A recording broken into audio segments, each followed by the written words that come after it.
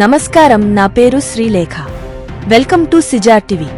తాజా వార్తలు విషయానికి వస్తే, తెలంగాణలో గవర్నర్ కోటాకు సంబంధించి ఎమ్మెల్సీలుగా ప్రొఫెసర్ కోదండరాం, మీర్ అమీర్ అలీఖాన్ నియమితులైన విషయం తెలిసిందే.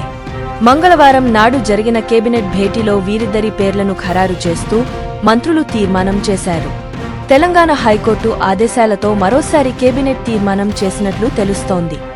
సాయంత్రం వీరిద్దరి పేర్లను గవర్నర్కు తెలంగాణ ప్రభుత్వం పంపించనున్నట్లు సమాచారం. కాగా గత బీఆర్ఎస్ ప్రభుత్వంలో దాసోజు శ్రవణ్, కుర్ర సత్యనారాయణలను ఎమ్మెల్సీలుగా మంత్రిమండలి నామినేట్ చేసింది. అయితే ఈ నిర్ణయాన్ని గవర్నర్ తమిళిసై తిరస్కరించిన విషయం తెలిసిందే. దీనిపై దాసోజు, కుర్ర సత్యనారాయణలు హైకోర్టును ఆశ్రయించారు.